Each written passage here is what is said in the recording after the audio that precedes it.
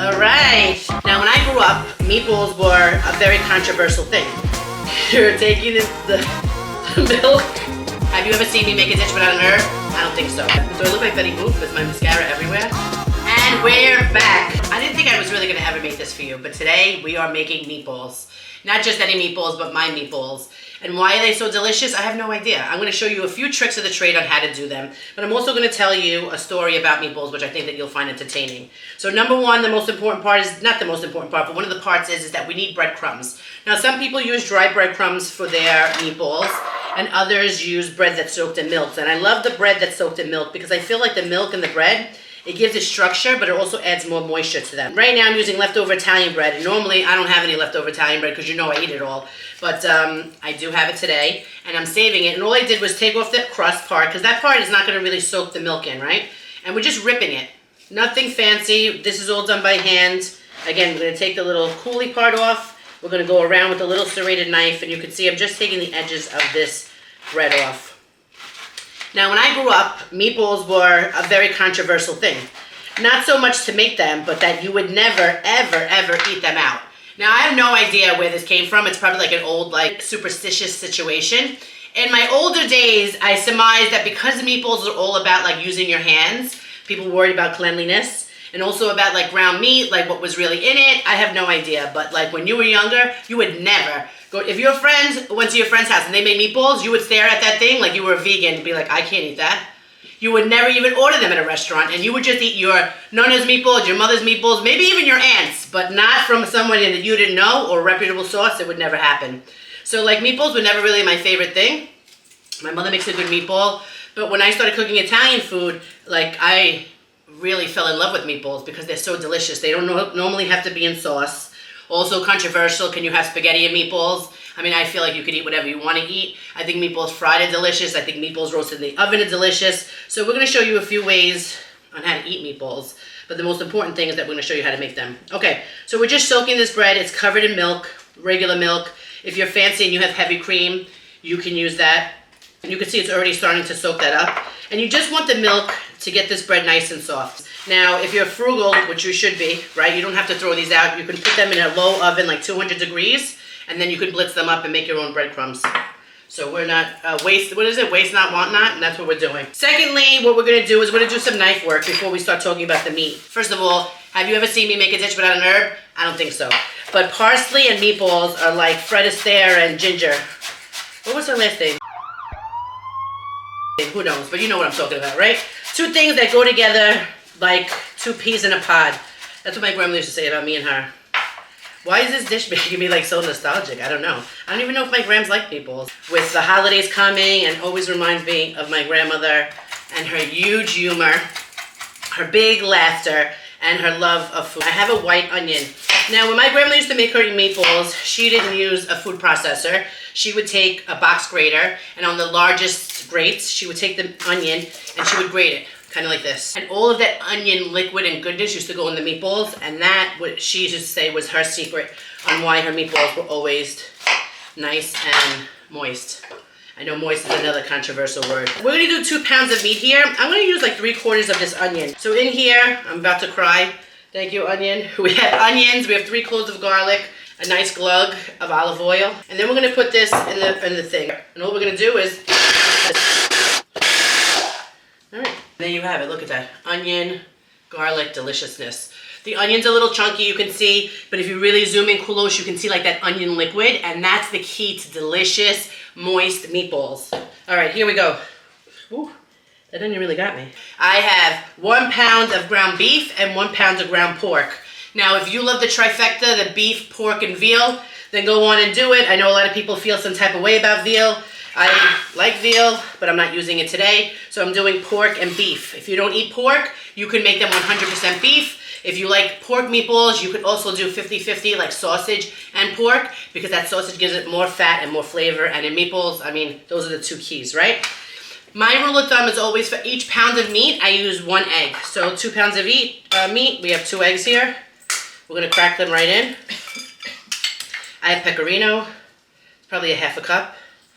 We have Parmesan, same amount. I'm gonna hit it with some fennel seed. I love fennel. And then a little bit of crushed pepper, We have some salt, and I'm not going to put a lot of salt. I'm just going to put a little bit because we have the salt from the cheese. And I'm going to ground pepper this bad boy. I'm going to fold in my nice onion liquid here. We want every goodness. We're going to start using our hands here, guys. Our best tools in the house as a spatula. And then we're going to take this bread. Now, I soaked this bread for a little bit of time, right? But it was kind of like semi-soft. If you want to soak the bread overnight, ooh, I'm really crying. If you want to soak this bread overnight, you can. And what you want to do is kind of really wring it out. You want it to have some of that milk in there, but you don't really want it to... I can't believe this is killing me. Wait, hold on. Woo! I've never gotten onions this bad before.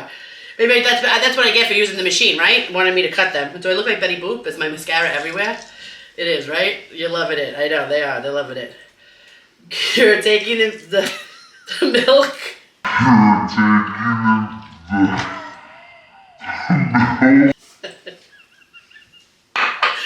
We'll be right back, guys. I can't. I gotta fix my face. All right, we're back. Woo! That really got me. I swear. I mean, I wasn't crying over my gram. She'd be laughing at me right now if she saw. I'm putting some delicious olive oil in here because, I mean, why not, right? All right, so everything is in here. This is where you want to de-robe your bling. If you have your ring on, take it off. We don't want any remnants in there. And you're going to get one with your meatballs. Now, there's a few things to do. You can overwork your meatballs, which you don't want to do. So when you're mixing it, you want to kind of keep your hands open and not like squeezing it, okay? So we're going to keep our hands open and we're going to go from the bottom up. We're just going to mix this meat together. I'm dispositioned as a chef, right? To always try things before I finish a whole batch. And this, I think, is key. I'm going to set this aside for a second. I'm going to make a mini meatball like this. I'm going to flatten it into this little baby patty. And what I'm going to do is I'm going to cook this right now. We're going to taste it because we want to make sure that this is the best meatball we ever had. Splash of olive oil, high heat. We're going to throw this little meatball patty in there. It's literally going to take like 2 minutes, a minute on each side, and then we're going to taste it. We're going to see what we ended up with. Time is now. Let's see what we got. Nice and moist. It's good. What you're tasting is the parsley, the fennel, a little bit of the chili, and it's just like so flavorful. I mean, I might have just given you the best meatball recipe that I've ever lived. So we're gonna get to rolling now.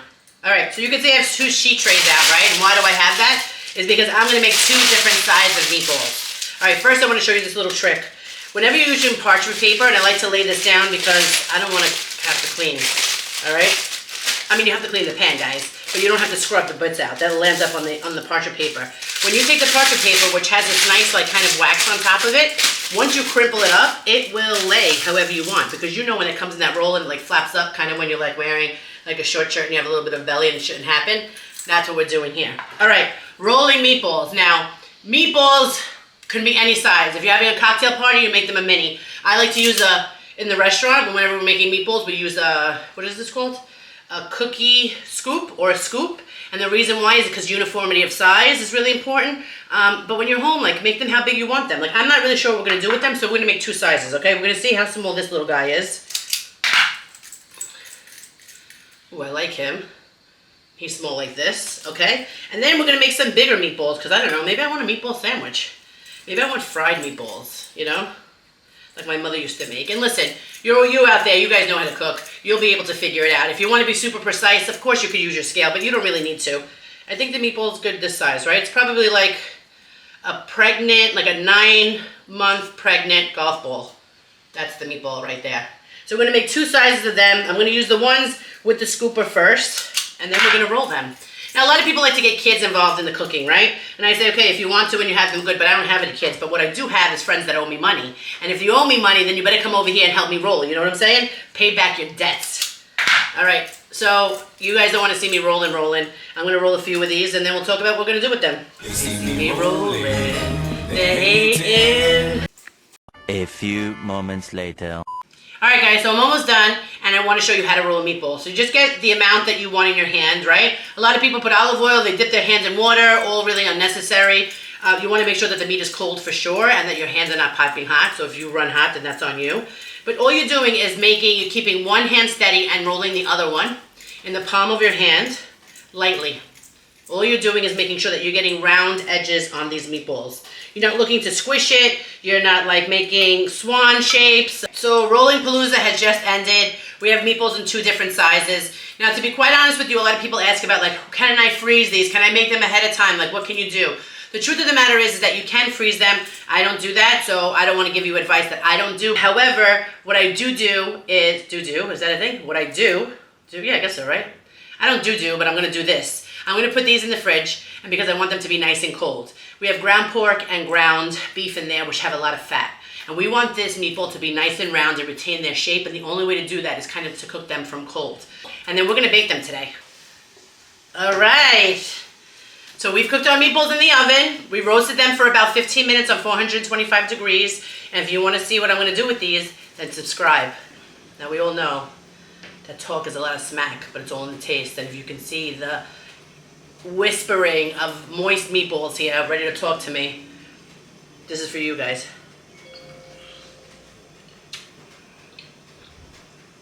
Now I told you could fry these meatballs, they'd be equally as good. But we're baking them today and they taste delicious.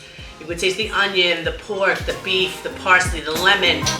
Fantastic.